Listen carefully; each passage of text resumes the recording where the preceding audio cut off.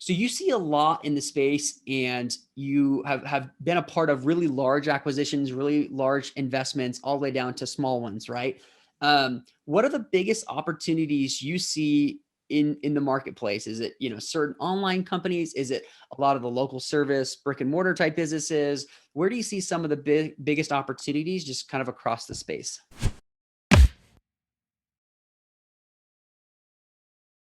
You know, one, I think the biggest opportunity totally depends on who you are. This is the annoying part about buying businesses, is you could say in real estate, oh, it's the single family market in Austin 6 months ago, and you would have that would have been the place to be, right? And anybody could buy it, and anybody can do something with it. But what I found is that it really depends on who's going to buy the business. And so for you, Ryan, the most interesting business is probably something that's accretive or adds value to the other businesses that you do, right? And then for me, it's probably the same thing. It's probably some sort of media business that already does things for my other business, or a cannabis business that does things for my other business. So, but the best deals, like the cheapest businesses, in my opinion, are 100% the service-based brick and mortar businesses.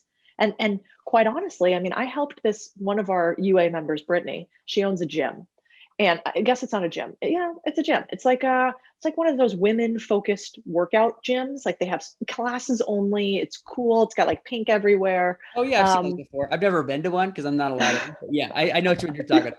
Exactly. So she owns this. It's called Brit by Grit, and anyway, and she was talking to me about all of her girlfriends that are other gym owners, Pilates owners, yoga studios, whatever, going out of business, right, all over the place. And she was like, it's really sad. So I bought some equipment from them. Da da da. I'm like, hold the phone.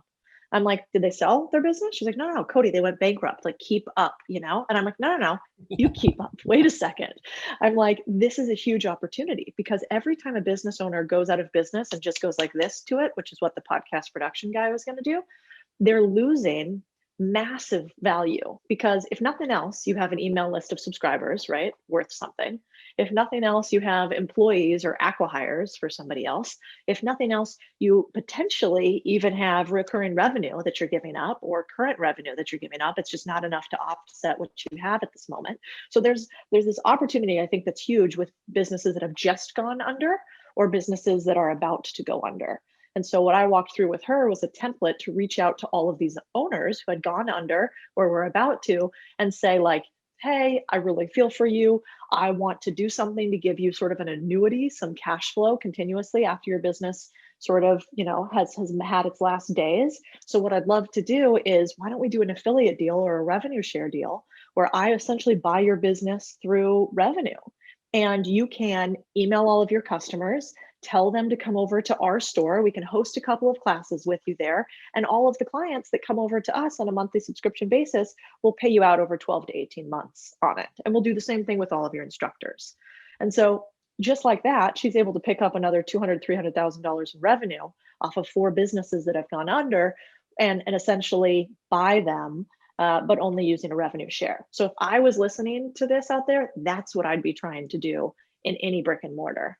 And for any listeners who aren't understanding what just happened, when you acquire something that as a like, hey, we're going to pay you 20% of revenue for the next 18 months, it literally means no money down, right? Because they're going to go out of business. And so what you're establishing is, hey, you're going to walk away from nothing. Hey, if you just do 2 more weeks worth of work and send all your clients to us, we potentially can pay you X amount over whatever the time period is. And a lot of times it's not very long. So even if you were to buy a company at 1.5x annual profit, which would be 18 months, it's like a steal, right? But in this case, you're actually not even doing that. And what if the revenue goes to zero? Well, 20% of zero is zero. So you're really not out a whole lot. Do you have tips or tactics or tricks that you could identify these types of businesses? And it might just be that like you're already in the gym space and you know which gyms are struggling because you're in that network. Are there other ways if you want to crack into that or crack into space, whether it's local or online or something like that, that you can find those?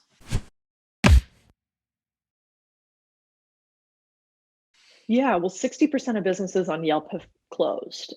So I would start with Yelp. Go through, and those businesses are still on Google and on Yelp. It'll just say temporarily closed or closed permanently. and start there. So start with the low hanging fruit. Do it in your specific geography so that you can actually reach out to those owners. You might have to do some homework, but usually all of those businesses are going to have a Facebook account at the very least, or they're going to have some contact information on there.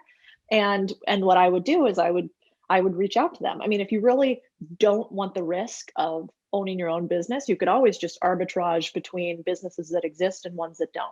So you could go to, let's say, a local restaurant in, if you're in Chicago, and that local restaurant, you could say, hey, there are all these other businesses going under. I think we could acquire their customers. Why don't you let me be your broker in between the two deals? I don't want to run a restaurant, but I actually want to take a revenue share off of all of the clients that we bring into you with discount codes, and I'll go acquire their customer base, and you pay me on this basis.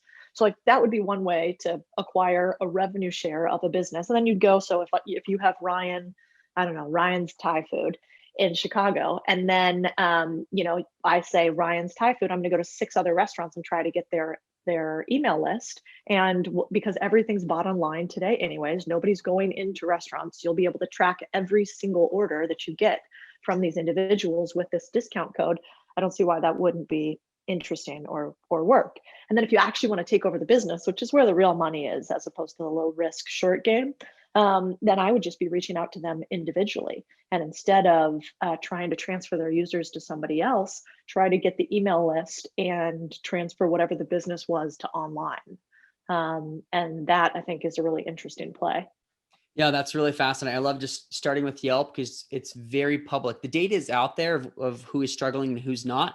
And plus, I think if you just drive around Main Street and where you live, you'll get a really good idea who's doing well and who's not, just by sheer fact of like, you know whether people can walk in, you know whether people can actually use that service. I think there's like a dozen axe throwing places in Salt Lake, right, that are all kind of struggling right now. Now, do you want to get into that space? No, but you start to get an idea just by driving around and seeing what's working and what's not working.